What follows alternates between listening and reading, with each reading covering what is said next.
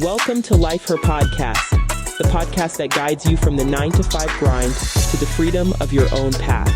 Discover how to conquer life's challenges while pursuing your passions with unwavering faith. Because being an entrepreneur is not easy. So let's get to it. Hey everyone, I am Yvette Lloyd, host of Life Her Podcast. We have an amazing guest with us tonight, and I am excited to even have this conversation with her. Sometimes when you go through things in life yourself, you forget that other people are going through things or you don't have no idea. And this is one of the situations for me personally. And I am honored to have someone with that embodies resilience. And she is a powerhouse publicist and full-time entrepreneur who has worked with top tier outlets like the New York Times, Forbes, and more, curating the campaigns and have generation of different things that she have going on in her business and in her personal life. But 150 million media impressions that she do have. But Lindsey's journey hasn't been easy. At 27, she was diagnosed with stage 5 Hodgkin's lymphoma and facing the 6 during like months of chemotherapy. And through it all, she has continued to run her business, showing us what it means to thrive, even though through the storms. I would like to welcome Lindsey. Hey, girl. Hey, thanks so much for having me. Thank you. I appreciate you. And thank you so much for being on my show. This is the first time, and we've known each other for years, though. Yeah, I was thinking that as we were backstage, so I'm super excited to be here. Yes, I'm excited too. So, first and foremost, I want to talk about your life before you actually been diagnosed, Mhm. as far as you making moves and publicists, because you were busy, girl. Mhm. So, what are some of the things that you can say that you were actually doing and just shaking and moving with everything? Yeah, it's exactly what you said. I was super busy. I was shaking. I was moving. I had a ton of clients that were in entertainment in that time. I was doing a lot of work with just a plethora of people from like authors. We were doing book tours. I had one client that had like a 6-city book tour. Another client we did some stuff around the Atlanta area, Detroit. Like I was traveling, I was going in all these spaces and places. It was a very, very exciting time in my career. And, you know, I was in the thick of it. I was like in the hustle and bustle of it all. Wow. So when was that moment when you actually felt that something wasn't right with your health? hmm so actually, I was sitting on the phone at home with one of my friends, and we were talking. I was laughing, and I was like, oh my gosh, I can't breathe. And she was like, well, if you can't breathe, you need to go to the hospital. So I got up, I went to ER, and that was kind of how everything started. They asked me, you know, had I been in an accident? I told them yes, because 2 months prior to going to the ER, I was in a car accident. And so they were like, okay, something's blocking the front of your chest and your ribs. That's why you can't breathe. And so that started this whole spiral of trying to figure out, okay, what's going on? What exactly is the diagnosis? Wow. So you were diagnosed with stage Hodgkin's lymphoma, and Stage 4. at 27 Mhm. and still managing to run your business, can you walk us through your mindset during the time at when you was trying to keep pressing forward? Yeah. So for me, anytime I have the opportunity to share my story, and thank you so much for letting me come on your platform, I always tell people, you know, my journey and my walk really was a faith journey and a faith walk for me. I have always been a believer in Jesus. I've always had a relationship with him, but that really took it to another level because I was left with no choice but to lean on him. And I remember being in the hospital room. It was late Nobody was on the floor. And I got up and I literally stood and I cried out to God. And I was like, listen, I don't know what's going on or why you have me going through this. And I was like, but if I have to go through it, I need for you to hold my hand. I need for you to walk with me like you did Daniel in the lion's den, walk with me like you did Shadrach, Meshach, and Abednego. Like, I need you to be with me. And the Lord was very faithful to me in answering that prayer. And so that was kind of like, that set the tone for the mindset that I kind of walked in with. I walked in knowing that it wouldn't be easy. I walked in knowing that there was literally a battle. In this particular case, it was a battle for my life. And I walked in knowing that if I'm going to make it through, I need some supportive people around me. My family, they were such blessings. And I was like, I need the Lord. I need the Lord. Like, that's all I knew. Wow. I applaud you because that's a lot, especially when something just come unexpected like that. Was that something that ran in your family, or it was just like caught by surprise? So I know that in my family, people have been diagnosed with various types of cancer. I believe, though, that I am the only one that was diagnosed with that particular lymphoma. Okay. So how did facing cancer change the way you approach life and business? What's new perspectives did you bring? Yeah, prior to the diagnosis, I would just go and go and go nonstop. I would be up 2, 3 o'clock in the morning. I can remember being so tired and exhausted that I couldn't sleep. My body wouldn't shut down, and I would literally like cry because I couldn't go to sleep. Right. Fast forward, listen, if it is after hours, do not call me. I will not pick up the phone for you. You can text me, but if it is not an emergency, I will get back to you when I can get back to you. Even today, like I text one of my friends that I also do business with. I said, "Hey, all of this is extremely overwhelming. If you are in Atlanta, we got traffic." I was so like all over the place, just commuting. I told her like, "Hey, I need to turn my phone off. I'll respond tomorrow if it's an emergency. Email me." Like, I have boundaries in place that I did not have before. Wow. And that helps a lot, having boundaries, because sometimes when you're sick or you going through something, Mm, people seem to sometimes be self-centered and think about their feelings only and not yours. And that's good that you were very vocal in communicating to help people understand what you are doing right now and how are you going to react to it, and just not the unexpected. mhm, And that's really good. mhm, So your book, Thriving Through the Storm, suggests that it's possible to find resilience in difficult times. Can mhm. you share some of the key takeaways from your journey that you hope readers will carry with them?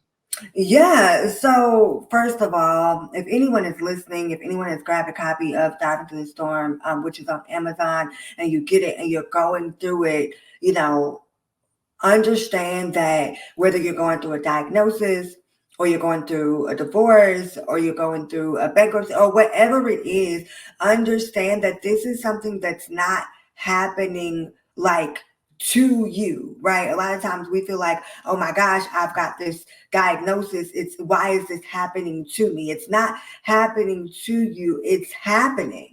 Right. And you just so happen to be the catalyst and the vessel that it's happening through.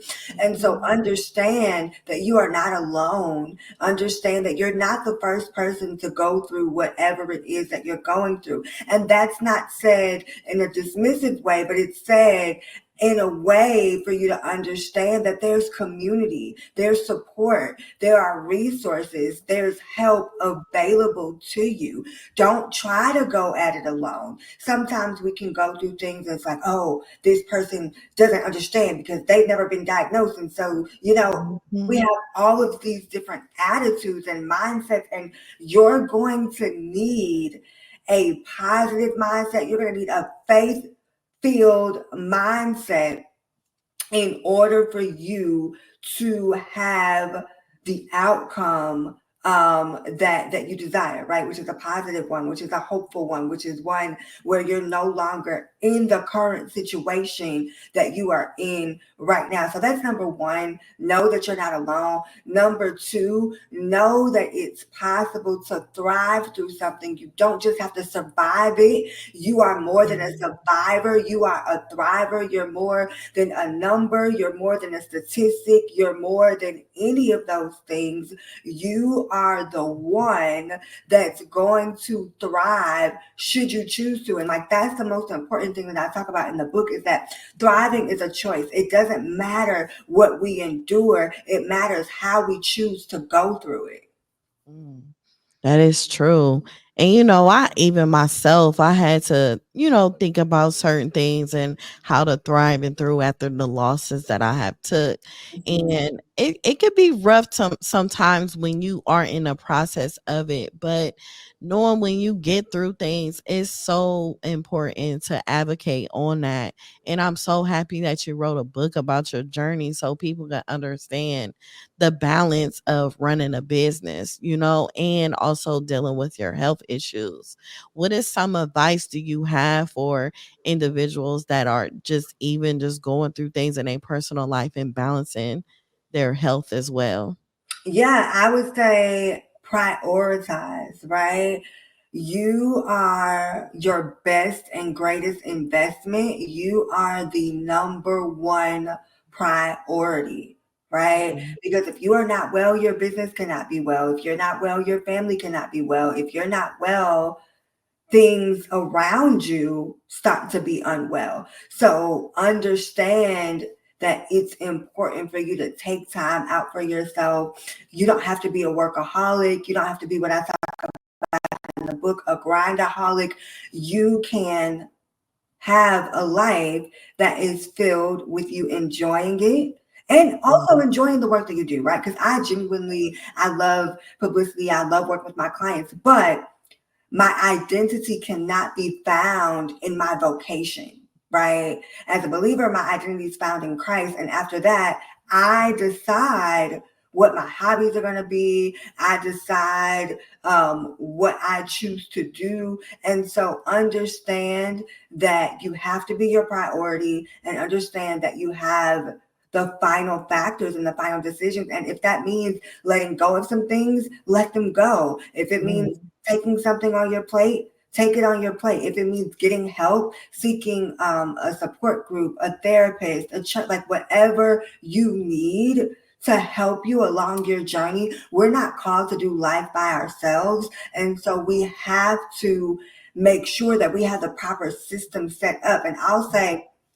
as a business owner, I did not have that prior to. I didn't even understand what it meant to have systems, not just business systems, but also just systems within my life. So do I need to DoorDash my groceries because it's easier for me? Do I need to have someone come do, laundry? Do I need to take a break and go walk? Do I need to carve that time out in my schedule? Think about what you need to do for yourself so that you can be the best you that you can be on all ends. Yes. So the phrase goodbye grindaholic resonates with so many entrepreneurs. Can you talk about the rules you live by to maintain balance and prevent burnout? Yeah, it's so interesting because sometimes we think, especially when we're in conversations like this, well, once I go through this situation, I'll never go through it again, right? And things like a diagnosis, absolutely 100%. But things like burnout, they may happen again, right? But you have to understand the patterns and what's going on and why and how it happened. So it's important for you to consistently take assessments and do a life audit, right? Like figure out, okay, every quarter, what's different from last quarter? Well, how was I feeling? How am I feeling? How do I want to feel? What do I need to do so that I can either stop feeling this way and start feeling this way, or so that I can, start implementing more things into my life to become the best person that I need to become. And then understand when enough is enough. Like for the past couple of weeks, really, I would say the entire month of October, I've been working in what I like to call overtime. I've been working, just various hours. But last night, I'm like, okay, you've been working on this for this long. You need to stop, put your laptop away, stop looking at it, and pick it back up tomorrow. So know what your own limitations and boundaries are for yourself. Mm-hmm. As a publicist with high profile campaigns, what are some of the strategies you use to ensure your work aligns with your personal wellness? Yeah, oh, that's a good question. That's a good question. I love that. But I would say being proactive and automating things. We are in such a tech-driven society, digital age, and world right now. I can sit here, if I wasn't on the call, if I wasn't on the podcast with you right now, I can sit and schedule my emails for 8 in the morning. Right. That means that I could go get on the treadmill at 8 o'clock when I wake up. I can go, fix breakfast, have breakfast. I can buy back my time through something like automation. I can pay attention to what's going on in the news cycle and say, hey, okay, I've identified that I need to pitch my clients here, here, and here. Let me look that up right now. Let me do that up right now. Let me use ChatGPT as a research resource, right? To make things easier for myself, for my business, and for my clients. Yes. So how do you handle clients' expectations and the industry demands while still making time for yourself? Yeah, sometimes it gets tough. I'll be honest. It depends on like the Mm. type of clients that we have, the campaigns. Like there's one project in particular that I'm working on where right now until the end of it, it's literally like all hands on deck. I've been on call, I've been on site, I've been, answering messages, multiple emails, getting back to people, like multitasking, right? So if I know that I have to be present, then I just have to be present. But once that particular timestamp clock runs out, which sometimes it may be 7 o'clock for me, sometimes it may be, at 8 p.m., so on and so forth. Once I shut it down, I shut it down. But again, I'm going to use that email scheduler so my clients know, hey, here's the update from what we talked about. Here's the recap. Here's where we are. So it's just mainly about communicating and being as proactive as possible. Wow. That's really good, Lindsay. I'm proud of you. Thank you. Thank you so much. Yeah, It's not seriously. easy, but thank you. Yes, you're welcome. So, what advice would you give to entrepreneurs, especially Black women who feel pressured to constantly be on the grind mode? Yeah, I would say, and I still have to catch myself, right? Because this is an ongoing, daily, minute by minute, moment by moment thing, right? Because sometimes we can get so caught up in the rat race that we're like, okay, well, I see such and such on the gram, and I know that I've been running my company for as long or longer that she's been running hers, and why didn't I get XYZ? Or why is she working with it? Like all of these things, right? And so sometimes you have to take a step back. You have to breathe. Sometimes you have to get off of social media and you have to go sit. Sometimes I will literally have to sit in silence. Sometimes I just have to sit and cry and journal and praise and do all of those things. Sometimes I will know when I've had enough. I'll turn off my phone and I'll say, we're going to try this again. And so for Black women entrepreneurs, I would say this: you don't have to be the strong one all the time. You're not Superwoman. You are not built forward tough. You are a human being. And recognizing that you're a human being is not a weakness. It really is a strength because it'll make you strong enough to say, you know what? I got to back away for a second. and then I can come back refreshed and close the deal. But if you, Black woman, are not well, nothing else around you, all of that success, all of those things that you're trying to get to and accomplish and all of that, you will get there when you get there. You cannot compare your journey to anyone else's because you don't know what they've endured and what they've been through. That is so true. That is so true. So in an industry that oftentimes around the clock availability, how do you communicate your boundaries with your clients and colleagues?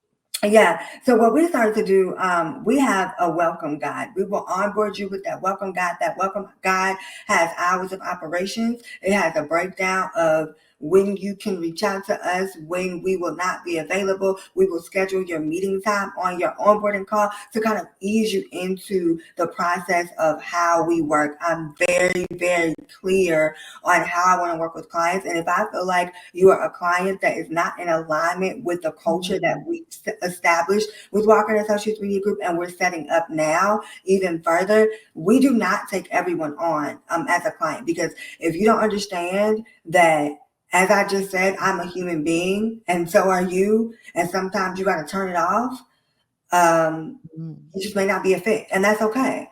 Right. It is. So cancer is not just a physically challenge, but it's mental as well. How Mhm. did you cope mentally with the stress of both illnesses at work? Yeah, I absolutely, as I said, had to lean on my faith. That was, I mean, I had people praying for me. I had so many people who were just standing in the gap for me. They were interceding for me. I would go into prayer for myself. I would read scriptures. I got this book by Apostle John Eckhart. It was like healing prayers and scriptures for healing, and I would read that. I would really, really just take the word back to God and believe that I was healed even before the doctors declared that I was, because I knew that God has so much more in store for me. I knew that this wasn't a detriment in my journey. Mm. So your story is incredibly motivating to others. How has your experience with cancer influenced your approach to the purpose of the legacy in your business? Yeah, it's something that I was just having lunch with a friend earlier today. And she was asking me, like, how are you? How are things going? Like, you don't look like what you've been through. And I'm like, it's all God, right?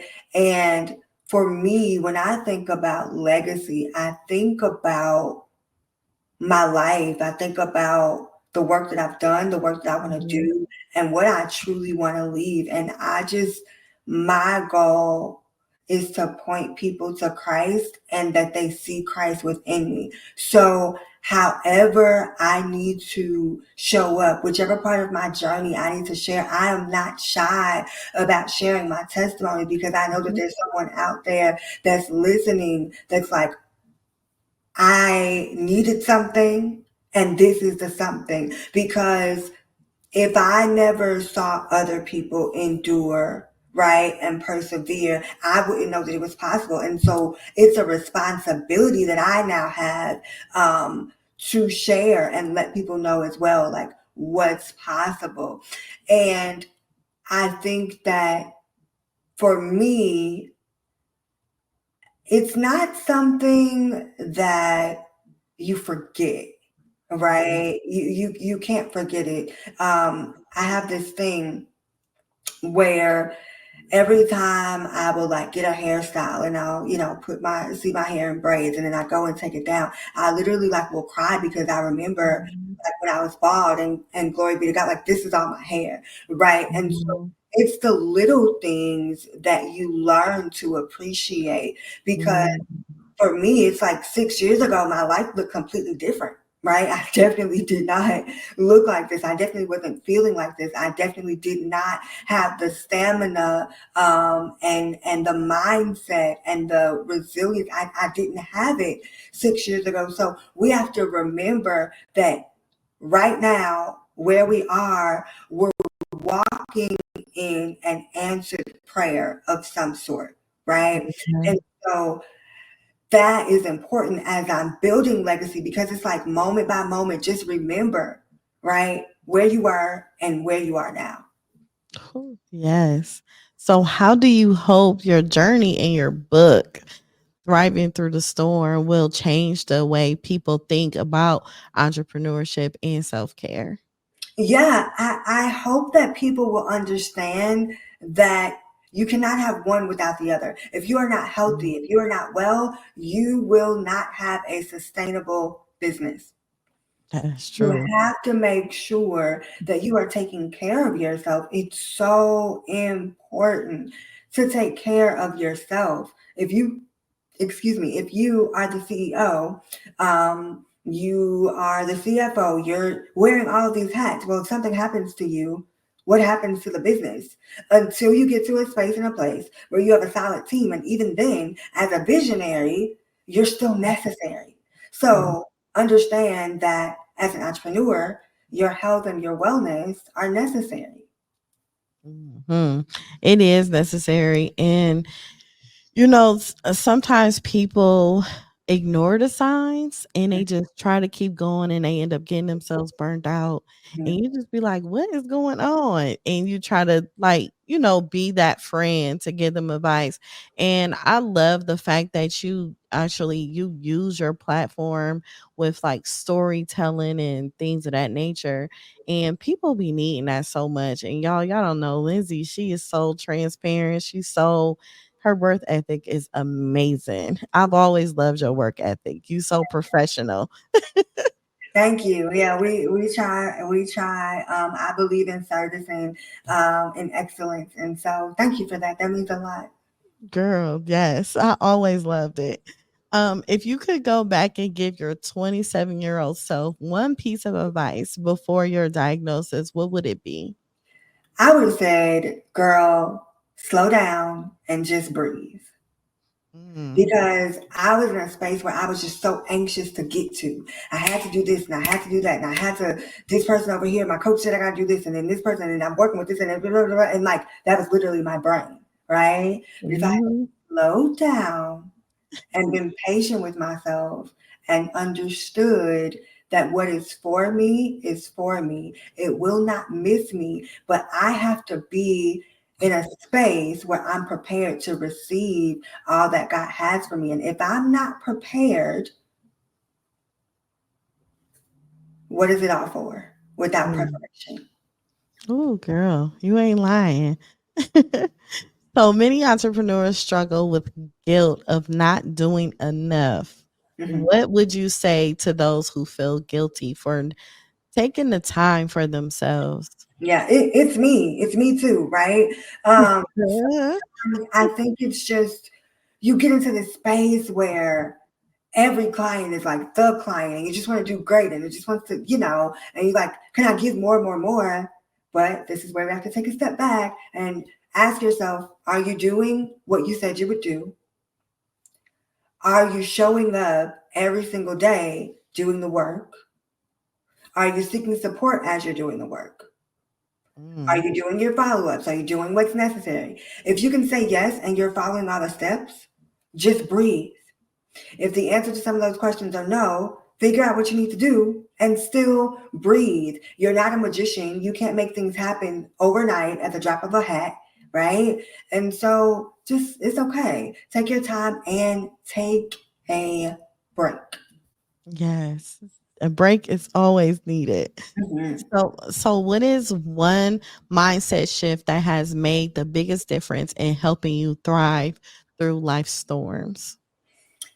I think the biggest mindset shift is no matter what I endure, I'm not by myself. The Lord is with me. And also, I'm going to be okay, because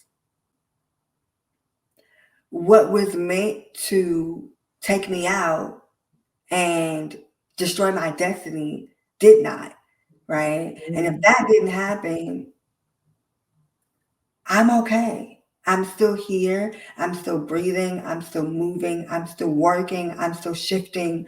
like knowing that at the end of the day, I'm going to be okay. And I think that's something that we all, as we're navigating so many different things in today's society and this political landscape, the economy, all of these different things, like it's okay to just tell yourself that you're going to be okay. Mm-hmm. So how do Lindsey feel today? Lindsey feels great today. Lindsey feels amazing. I'm just in such a space of gratitude. Like I've just really been sitting and thinking, and I'll be honest, there are some things that I want in my life that I have not yet seen, right? But I've just been sitting and thinking like, wow, God, you really, brought me back here. I'm here. I am in the best shape of my life, give or take. I still need to find a personal trainer, but all in all, right, I'm doing well, and I'm doing things in a different pace and in a different way. And so Lindsey is good. That's good.